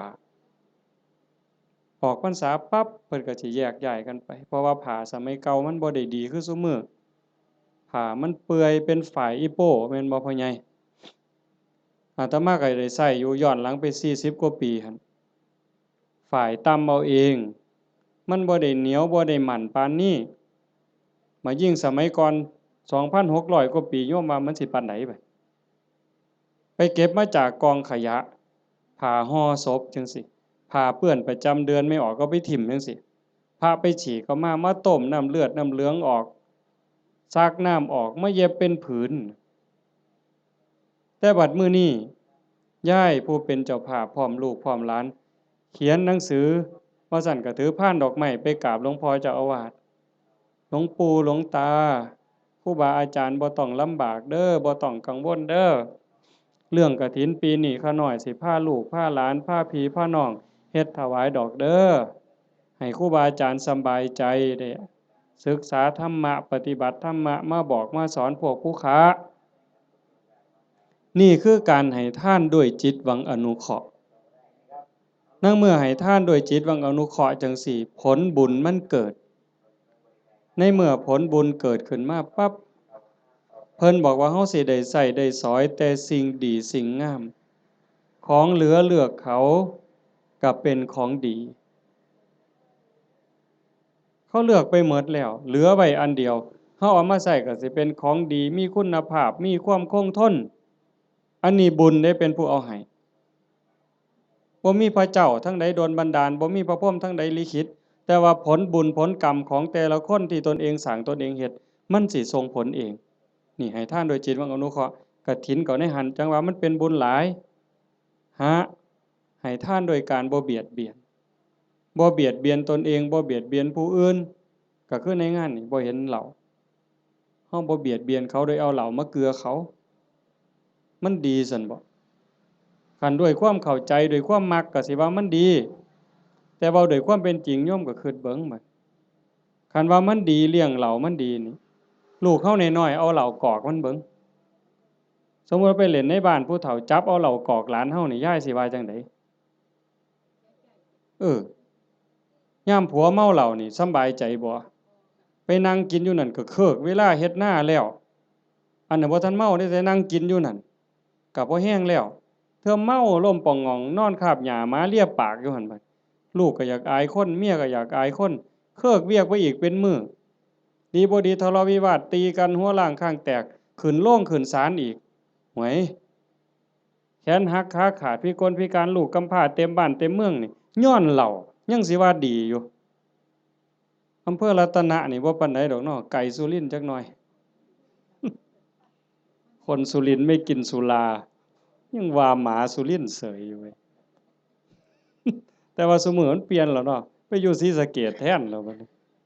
อันนั้นก็บ่ยอมแพ้คือกันในทางนั้นก็ได้แต่ว่าเฮานี่มันพัฒนามาแล้วโยมเห็นบ่มันบ่ดีเฮาก็จังทำบุญโดยการบ่เบียดเบียนคันเฮาทำบุญด้วยการไม่เบียดเบียนนี่พระพุทธเจ้าเพิ่นบอกว่าเมื่ออานิสงส์เกิดผลบุญมันทรงเต็มที่เฮามีดินมีดอนมีไร่มีนาเรือนซ่านบ้านซองทรัพย์สินสมบัติโจรลักบ่ได้ไฟบ่ไหม้ของเฮาลมบ่พัดของเฮาให้เสียหายเห็นบ่เพิ่นจังว่าเฮ็ดบุญกฐินมันได้บุญหลายมันก็แม่นกันเฮ็ดเป็นบ่เป็นก็จอดคือกันลงทุนเป็นแสนเป็นล้านก็ลองเบิ่งติล่ะคันเฮ็ดแบบว่าน่ะนี่ขาหมูขางัวสั้นขาสังลางไว้นี่ผู้ใดมาก็ปาดก้อยซกเล็กอยู่กับนี่โลดเอาลองเบิ่งเหล้าก็เอารถมาจอดไว้นี่อยากกินเท่าใดก็กินนี่มันจะบ่ตีกันหัวล้างข้างแตกอยู่นี่เจ้าภาพสิไปอยู่ไสล่ะเจ้าว่ากินบ่อิ่มด่าเจ้าภาพอีกเมามาหากใส่เจ้าภาพเสร็จอีกลองเบิ่งเป็นบุญบ่ใดบัดนี้บ่มีแต่ว่าคันแนวนี้แม่ป้าพ่อลุงแม่ใหญ่จักมาแต่ไสแหน่มานั่งฟังเทศน์ฟังธรรมนำกันด้วยความสงบงามอันนี้มันเกิดบุญบัดนี้จะเว้าเรื่องกฐินจักนิดหนึ่งแต่ว่ามันจะได้บุญหลายแนวใดถ้าเบิ่งเอาแต่ซ้ำสายตาเฮาเห็นคันเป็นบุญอย่างอื่นบุญแจกข้าวบุญอัฏฐาซื่อๆโยมก็บ่เฮ็ดคักปานนี้อันนี้เตรียมการโดนเป็นแห้มเดือนแห้มปีตั้งต่อเพราะว่าเฮาเชื่อว่ามันเป็นบุญบอกลูกบอกหลานว่าลูกเอยหลานเอยทั้งลูกไผลูกเขยหมู่เจ้าเก็บเงินเด้อออมเงินเด้อประหยัดแหน่แม่สิพาเฮ็ดบุญกฐินหาพ่อใหญ่แม่ใหญ่หาปู่หาย่าหาพ่อผู้มีพระคุณในวงตระกูลเฮาอย่าซะเอาแต่สองนี่เด้บ่แม่นเพียงแค่ตาพ่อใหญ่ตาแม่ใหญ่พุทธบุญรัตน์อย่างเดียวพ่อแม่ในอดีตปู่ย่าตาทวดในชาติก่อนภพก่อนผัวชาติก่อนเมียชาติก่อนลูกเต้าเหล่าหลานแต่อดีตตลอดฮอดเจ้ากรรมนายเวรเฮาเอาพ่อใหญ่ตาแม่ใหญ่พุทธนี่เป็นหลักแล้วก็ต่อไปฮอดพวกที่เฮาบ่เคยฮู้จักนั่นคือพวกเหล่านั้นเพิ่นอาจจะรอคอยรับบุญรับกุศลที่โยมเฮ็ดอยู่เฮาจะบ่ขี้ทีแฮ่งให้แฮ่งได้อย่าไปเว้าเด้มันเรื่อยๆอยู่แม้แต่อยู่วัดครูบาเข้ารายการจังซี้หรือไปเทศน์บางหม้องยังมีอยู่ในความคิดจังซี้ว่าคันอุทิศไปให้ผู้อื่นมันสิบ่หมดบ่เพิ่นย้านบุญเพิ่นหมดเฮ็ดแล้วต้องเอาผู้เดียวคันกรวดน้ำอุทิศไปมันสิหมดบ่เพิ่นย้านบุญหมด จริงๆมันบ่หมดยิ่งให้ยิ่งได้ยิ่งให้ยิ่งหลายเฮาเบิ่งคือเฮาเตรียมกฐินผูกผ้าเตรียมอาสงฆ์เฮ็ดเฮ็ดผ้าข้างหลังเฮ็ดสายลุงหาบักกล้วยบักอ้อยบักพร้าวตั้งอิหยังขึ้นมาไม้กวาดหามากกกล้วยกกอ้อยหามากองกฐินให้มันยิ่งใหญ่ความตั้งอกตั้งใจจังซี่มันก็ก่อให้เกิดบุญพอเฮาเฮ็ดด้วยศรัทธาเฮ็ดด้วยความเคารพเฮ็ดด้วยความตั้งใจนี่อานิสงส์มันหลายแล้วก็อีกอย่างหนึ่งหลังจากนอกจากเฮาจะเฮ็ดด้วยความตั้งอกตั้งใจด้วยความศรัทธาแล้วประโยชน์มันเกิดกับพระพอประโยชน์เกิดกับพระที่เอิ้นว่าอานิสงส์เกิดกับพระแล้วมันก็ยังย้อนมาใส่โยมแม้แต่เฮาบ่เฮ็ดจังซี่อ่าอานิสงส์ที่มันเกิดจากการเป็นคนดีมีศีลมีธรรมที่เฮาเฮ็ดอยู่ประจำพระพุทธองค์เพิ่นก็บอกว่ามันมีอยู่4อย่างอันนั้นคือสากลสิใส่บาตรหน้าบ้านหน้าเรือนซอยเหลืองานสาธารณะจังซี่งานวัดงานโรงเรียนงานตำรวจงานอนามัยเฮาไปซอยด้วยความตั้งใจด้วยความจริงใจเพิ่นว่า1ชื่อเสียงอันดีฟุ้งกระจรไปไกลก็แม่นอีหลีคันโยมเป็นคนดีมีจิตใจเอื้อเฟื้อต่อโลกต่อสังคม1ชื่อเสียงอันดีฟุ้งกระจรไปไกล2คนดีย่อมคบหาดีดูดดีชั่วดูดชั่วพวกเล่นไพ่มันก็บ่ได้มาติดประกาศผู้ใหญ่บ้านบ่ได้ประกาศเอิ้นเด้มื้อนี้เด้อผู้ใดสิไปเล่นไพ่ไปส่งนั่นเด้อเขายังขาดขาอยู่ผู้ใหญ่บ้านบ่ได้ประกาศเด้ไปเองหมู่มันอืมสิกินเหล้าก็บ่ได้เอิ้นประกาศมาเด้อตอนนี้มาแล้วเหล้าขาวก็มาแล้วเหล้าสีก็มาเบียร์ก็มาหมดทุกยี่ห้อฟ้าวมาบ่ได้เอิ้นไปเองมันดูดกันไปดีดูดดีชั่วดูดชั่วอันซุ่มไปวัดปฏิบัติธรรมนั่งสมาธิอันนี้ก็บ่ได้ยากคือกันไปแล้วบ่เฒ่าพร้อมแล้วบ่โทรศัพท์ท่าข้อยได้เด้อไปโลดเห็นบ่อันนี้คือกันอานิสงส์ของคนเฮ็ดคุณงามความดีชื่อเสียงอันดีฟุ้งกระจรไปไกล2คนดีย่อมคบหา3เป็นที่รักของมนุษย์และเทวดามนุษย์คือผู้มีใจสูงใจดีใจงามมีศีล5เต็มเปี่ยมมีกุศลกรรมบท10หวังดีต่อพี่ต่อน้องนั่นคือมนุษย์เป็นมนุษย์คนแล้วก็เทวดาคนมีหิริมีโอตตัปปะนอกจากมีศีลแล้วมีธรรมแล้วก็ยังอายซัวกลัวบาปเข้ามากำกับในใจอีกนั่นเป็นมนุษย์เทโวเทวดาคนยังเป็นนี่แหละแล้วเทวดาที่เฮาบ่เห็นโตเพิ่นก็ย่อมคุ้มครองรักษาคนเฮ็ดบุญคนสร้างบุญเป็นหยังเพราะว่าคนดีคนเฮ็ดบุญคนสร้างบุญนี่เขาสร้างบุญเทวดาก็สาธุเทวดามาทอดกฐินบ่ได้ดอกโยมเชื่อบ่เทวดามาทอดกฐินบ่ได้เทวดาสิมายกผ้าเขาถวายพระบ่ได้เฮ็ดจังได๋ล่ะก็สาธุแหล้วเห็นหมู่เฮาเฮ็ดมื้ออื่นนี่เพิ่นก็สาธุนั่งฟังเทศน์นี่เพิ่นก็สิสาธุนำเฮาเนี่ยเพิ่นก็ได้นำเฮาเพิ่นจังว่าเป็นที่รักของมนุษย์และเทวดาเพิ่นฮักเพิ่นคุ้มครองเพิ่นรักษาเพราะว่าเพิ่นได้บุญนำ4เวลาสิตายก็ไม่หลงลืมสติตายจำเป็นแท้เดะคันคนสร้างดีสร้างงามสร้างบุญอยู่บ่อยๆจิตใจมันสิกอดเกี่ยวพันอยู่กับบุญกับกุศลจิตบ่เศร้าหมองจิตบ่กังวลจิตบ่เป็นทุกข์มันก็ย่อมไปสู่สุคติไม่หลงลืมสติตายแต่คันคนไปลักเขาแน่ไปฆ่าเขาแน่ตั้งแต่นอนมันก็สะดุ้งเคยเห็นบ่ล่ะเคยเป็นบ่เจ้าไปเฮ็ดแนวบ่ถูกต้องบ่ดีบ่งามมานอนก็สะดุ้งอย่าซะเว้าแต่บัดสิตายเด้นี่นอนบ่เป็นหลับเป็นตื่นพวกไปลักเขาไปปล้นเขาไปฆ่าเขามานี่โอ้มันสิสะดุ้งแม้กระทั่งการอยู่การกินคันแม้แต่สิกินข้าวลางเทื่อก็สงสัยมันสิวางยากูบ่น้อพู้นเด้มันสิหาความสุขได้บ่ใดบัดนี้เจ้าว่า คันคบกับคนบ่ดีอยู่ในสังคมจังซั่นแม้แต่สิกินน้ำแม้แต่สิกินข้าวก็เกิดความระแวงมันจังหาความสุขที่แท้จริงบ่ได้คันบัดล้มป่วยล้มหมอนนอนเสื่อใกล้สิตายเบิดบาปกรรมต่างๆไปฆ่าเขาไปตีเขาไปลักเขาไปปล้นเขาเถียงพ่อเถียงแม่เฮ็ดให้พ่อแม่ทุกข์อกทุกข์ใจมาหลอกมาหลอนจิตเศร้าหมองปั๊บตายในขณะที่จิตเศร้าหมองก็ทวนเลยคำว่าทวนนี่ตรงข้ามกับดองเด้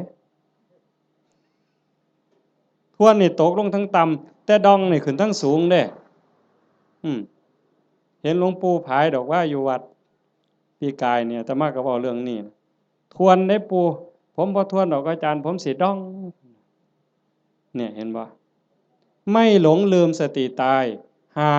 เมื่อจากโลกนี้ไปจะไปอุบัติยังสุคติมีสวรรค์เป็นต้นนี่คนเฮ็ดบุญสิเดินสายนี้มื้อนี้กฐินน่ะกฐินเฮาทอดกฐินปั๊บพระก็สิได้หาเนี่ยเวลาในการแสวงหาผ้าจากฮอดวันเพ็ญเดือน12สิยืดไปฮอดเดือน4เพ็งนี่คือเวลายืดไปอีก4เดือน2พระสิเก็บผ้าไว้ได้ตามต้องการปกติพระสิมีผ้าแค่3ผืนเพิ่นเอิ้นว่าผ้าไตรเฮาก็เว้าอยู่ซุมื้อละผ้าไตรบางบ้านก็ผ้าไตรบางบ้านก็ผ้าไกแล้วแต่สิว่านี่คือบ่ฮู้จักจริงๆผ้าไตรไตรนี่แปลว่า3ผ้า3ผืนสบง1จีวร1สังฆาติ1นี่คือผ้าอธิษฐานคันมีเกินนั้นเอาผ้าจีวรหามาได้อีกผืนนึงเอาไว้เสยนี่คันครบ10มื้อบ่สละให้เณรบ่สละให้พระภิกษุรูปใดรูปหนึ่งบ่สละให้สงฆ์เป็นนิสสักขิยปาจิตตีผ้าผืนนั้นใส่บ่ได้ไปแตะไปต้องไปสู้นไปใส่บาปทุกเที่ยวเป็นบาปเป็นโทษเป็นอาบัติเมื่อโยมทอดกฐินแล้วอย่าว่าแต่4ผืนเลยเอาไว้เต็มเฮือนนี่ก็บ่เป็นหยังเอาไว้เต็มเดินวัดก็บ่ผิดนี่คืออานิสงส์ที่พระได้เก็บผ้าไว้ได้ตามต้องการ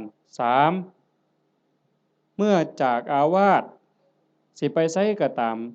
ไม่จำเป็นต้องเอาผ้าไปครบสำรับบางหันว่ามีเกิน3บ่ได้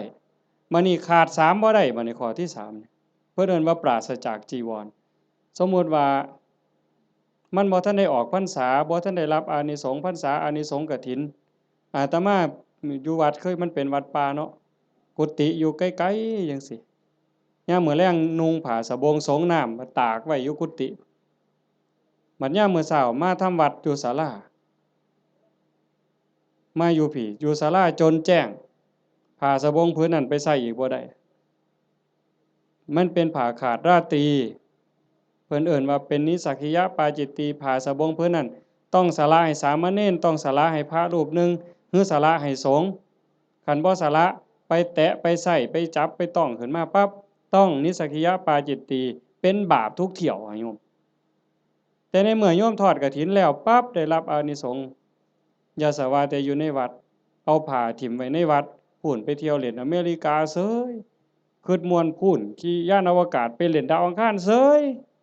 บ่บาปบ่ผิดอานิสงส์ที่โยมทอดกฐินมันคุ้มครอง4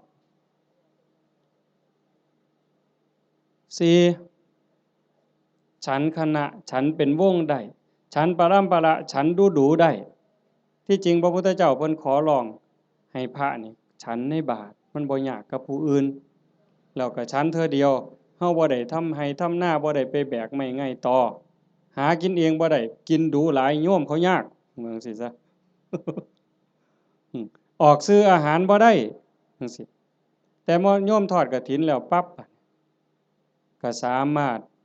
ฉันเป็นกลุ่มเป็นวงได้เพราะว่าเฮ็ดผ้ามันอาจสิบ่แล้วง่ายในเวลาจังซี่จักหน่อยก็แล่นไปจูไฟเพราะมันบ่มีสีสำเร็จเด้ฟักบักมี่หาฟืนมาไว้พ่อใหญ่สิเคยเห็นแต่ก่อนแม่นบ่ย้อมเปลือกไม้ย้อมรากไม้ย้อมแก่นไม้เขี่ยวไว้จังซี่กำลังฉันอยู่ไฟอ่อนไฟสิมอดก็ออกไปจูไฟมาฉันอีกก็ได้จังซั่นน่ะเพิ่นว่า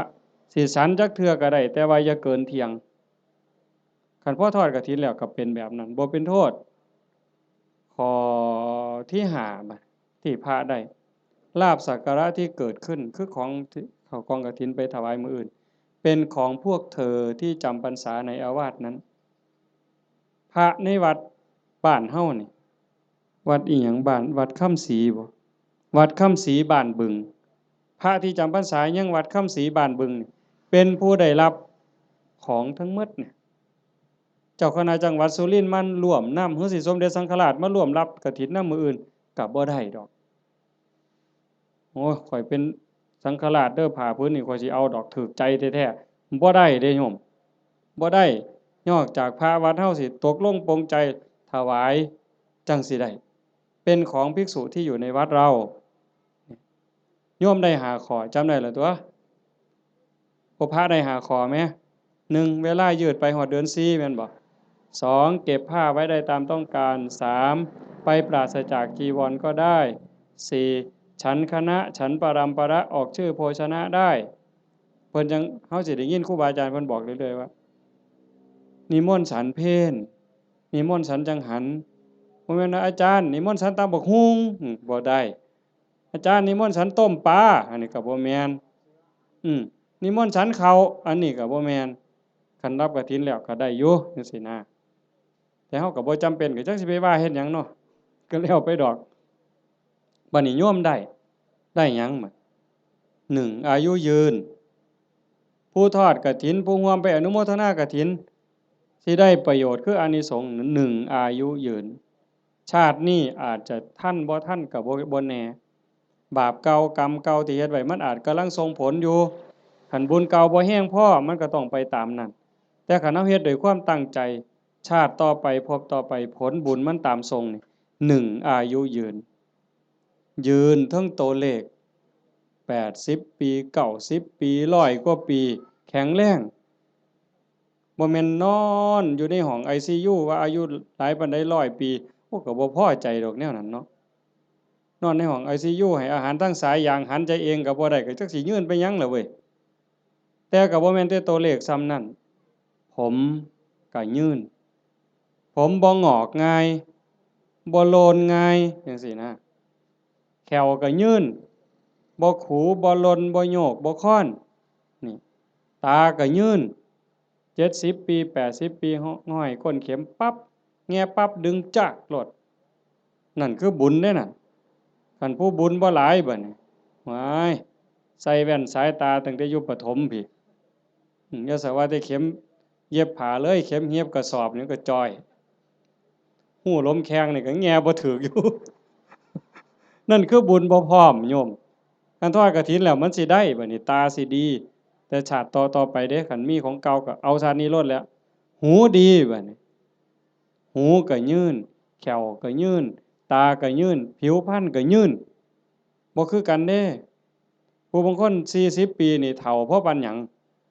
แต่ผู้บางคน50 60 70นี่ผิวพรรณยังสดใสอยู่สีดำสีขาวก็ตามดอกแต่ว่าบ่เหี่ยวบ่ย่นหลายนั่นมันเป็นบุญทั้งหมดน่ะโยม1อายุยืนย้อนหยังยืนย้อนโยมถวายกฐินแล้วพระสามารถบ่เป็นโทษทางพระวินัยได้รับอานิสงส์ยืดไปฮอดเดือน4นี่คือมันตอบกันทันที32แหม่เว้ย2โยมสิรวยย้อนหยังย้อนโยมทอดกฐินแล้วพระสามารถเก็บผ้าไว้ได้ตามต้องการ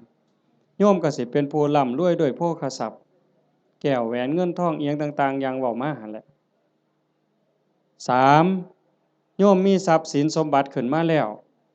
โจรลักบ่ได้ไฟบ่ไหม้ลมบ่พัดพระราชาบ่ยึดเขาเป็นของหลวงเป็นหยังย้อนโยมทอดกฐินแล้วพระเพิ่นสามารถไปปราศจากจีวรเอาผ้าไปบ่ครบก็ได้พระวินัยบ่ผิดบ่พลาดตรงนั้นคุ้มครองทางโทษพระวินัยให้ก็เลยเกิดมาคุ้มครองทรัพย์โยมอานิสงส์มันมาคุ้มครองตรงนี้โยมถวายกฐินแล้วพระรับผ้าไว้ได้ตามต้องการก็เฮ็ดให้โยมรวย4โยมทอดกฐินปั๊บพระฉันเป็นวงได้ฉันปรัมประออกสื่อโภชนาได้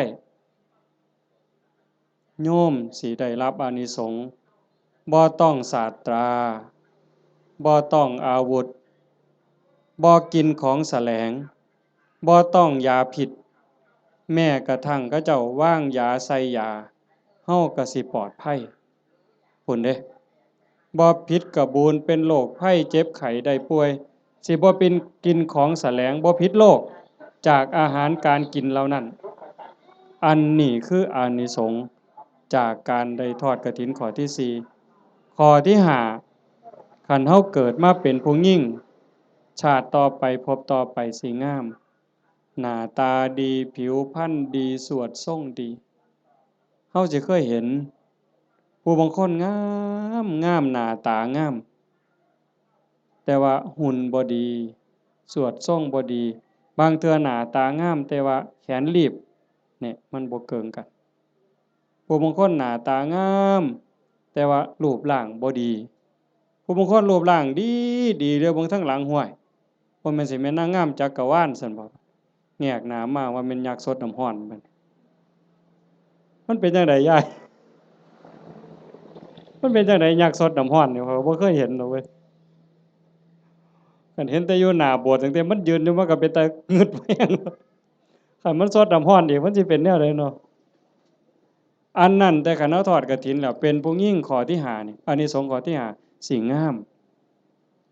คันเกิดเป็นผู้ชายชาติใดชาติหนึ่งคันได้เกิดพร้อมพระพุทธเจ้าสมัยที่มีพระพุทธเจ้ายังทรงมีพระชนมายุอยู่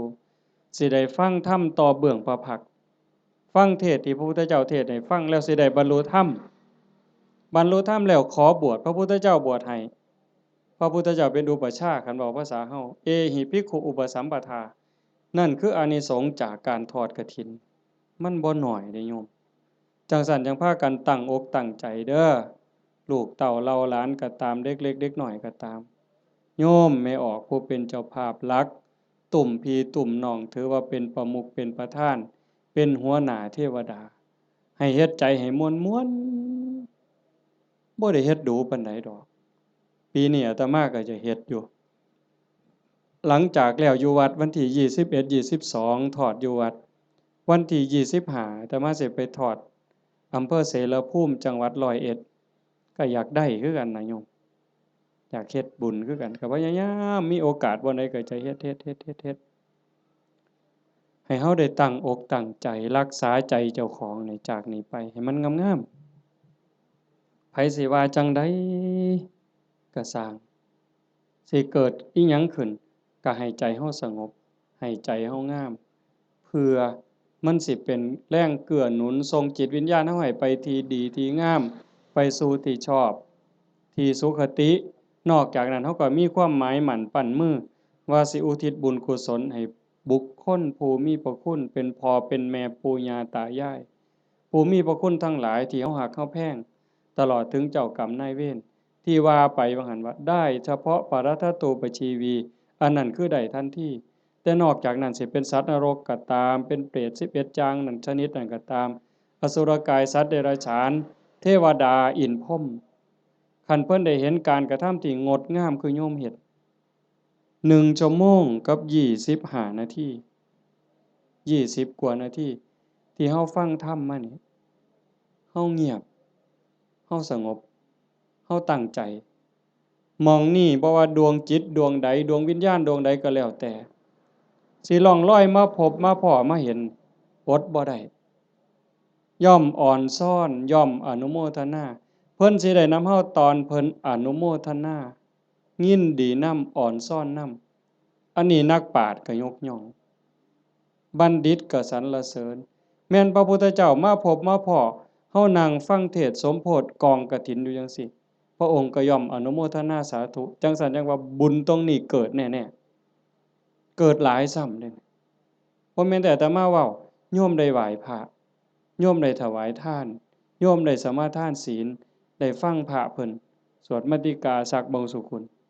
เฮาได้ฟังเทศน์ฟังธรรมด้วยความเคารพอันนี้คือกิริยาอาการที่เป็นบุญปุญญกิริยากุศลกิริยามันกลายเป็นบุญเป็นกุศลให้โยมเฮ็ดไปเรื่อยๆจนกว่าสิบ่มีลมหายใจบ่อิ่มบ่เต็มบ่เพียงบ่พอง่ายอย่าว่าพอแล้วล่ะอย่าว่าพระพุทธเจ้าตรัสรู้เป็นพระสัมมาสัมพุทธเจ้าแล้วมีมื้อใดที่พระพุทธเจ้าบ่เฮ็ดบุญบ่เป็นแบบเป็นอย่างบ่สอนธรรมแม้กระทั่งลมหายใจสุดท้ายสิมาถึงนอนเหยียดลงแล้ว ที่สาระวโนทยานเมืองกุสินาราก่อนใจสิดับลงพระองค์ก็ยังได้ตรัสสังขารทั้งหลายมีความเสื่อมไปเป็นธรรมดาเธอทั้งหลายจงตั้งตนในความไม่ประมาทประโยชน์ตนก็อย่าประมาทประโยชน์คนอื่นก็อย่าประมาทประโยชน์ทั้งสองฝ่ายก็อย่าประมาทให้รีบสร้างรีบทำเห็นบ่เฮาก็คือกันโยมท่านก็เฮ็ดศีลก็รักษาภาวนาก็ภาคเพียรอ่อนน้อมถ่อมตนต่อผู้หลักต่อผู้ใหญ่ผู้เฒ่าผู้แก่พระสงฆ์องค์เน้นซอยขนขวายในกิจที่ชอบอันใดที่เป็นประโยชน์ออกเหงื่อออกแห้งซอยกันเฮ็ดช่วยขนขวายในกิจที่ชอบฟังธรรมแสดงธรรมอนุโมทนาบุญอุทิศส่วนบุญทำความเห็นในถูกต้องถูกตรงอย่างน้อยๆเชื่อว่าบาปมีบุญมีชาติหน้าชาติก่อนนรกสวรรค์มีจริงอันนี้คือต้นเหตุสาเหตุทางเกิดแห่งบุญจึงขออนุโมทนาสาธุกับญาติโยมสุโขสุขคนเด้อท้ายที่สุดก็ขอรัตนะอ้างอิงเอาอำนาจแห่งคุณพระศรีรัตนตรัยคุณของพระพุทธเจ้าพระธรรมพระสงฆ์และอำนาจแห่งบุญกุศลคุณงามความดีที่มีทั้งหมดทั้งมวลในสากลจักรวาลจงหลอมร่วมมาเป็นตบะเป็นเดชะเป็นพลวปัจจัยอำนวยหนุนส่งไปถึงดวงจิตวิญญาณของโยมพ่อใหญ่ตาแม่ใหญ่พุทธบุญรัตน์ตลอดถึงญาติโกโหติกาปู่ย่าตายายผู้มีพระคุณทั้งหลายสรรพสัตว์ทั้งหลายเจ้ากรรมนายเวรของญาติโยมทั้งหลายหากว่าสามารถรับรู้รับทราบได้ด้วยตนเองก็จงอนุโมทนาสาธุรับเอาหากบ่สามารถสิรู้ทราบได้ด้วยตนเองก็ขอฝากข่าวบุญข่าวกุศลที่โยมพ่อใหญ่อ่อนแม่ใหญ่สมศรีสมบัติโยมภาวิรัตน์วิภารัตน์โยมทวีศักดิ์สาฤทธิ์ดีโยมพ่อใหญ่สังงาโยมกาญจนาโยมสิริพรโยมกิตติบุญรัตน์โยมชูชาติผลกังวานโยมแม่ใหญ่สมบูรณ์กตศิลาโยมประจวบโยมมณีรัตน์สมุทรหลาโยมหานโยมชาญชัยโยมดวงธิดากตศิลาโยมพรณภากตศิลาโยมไกรสอนโยมจันทิราตะการจันทร์พร้อมทั้งญาติโยมหมดสุขุสุคนได้สร้างได้ทำในข้าวครั้งนี้ฝากไปกับปวงเราเทพเทวดานางธรณีภูมิญาณวิถีอันเป็นทิพย์จงนำข่าวบุญส่วนนี้ไปแจ้งแก่ดวงจิตวิญญาณพ่อใหญ่ตาโยมแม่ใหญ่พุทธบุญหลาดพร้อมทั้งปู่ย่าตายายผู้มีพระคุณบุคคลอันเป็นที่รักของท่านเจ้าภาพของญาติโยมทั้งหลายให้ได้รับรู้รับทราบแล้วจงอนุโมทนาสาธุรับเอาหากว่ามีความทุกข์ก็ขอบุญกุศลส่วนนี้จงถ่ายถอนให้ได้พ้นไปจากความทุกข์หากว่ามีความสุขดีอยู่แล้วก็ขอให้ได้มีความสุขยิ่งขึ้นไปสุดท้ายขอบุญกุศลเหล่านั้นจงสะท้อนย้อนกลับมาปกปักรักษาคุ้มครองญาติโยมสุโขสุคนให้เป็นผู้แกล้วกล้าอาถรรพ์ร่าเริงในการสร้างบุญสร้างกุศลสร้างคุณงามความดีให้ยิ่งขึ้นไป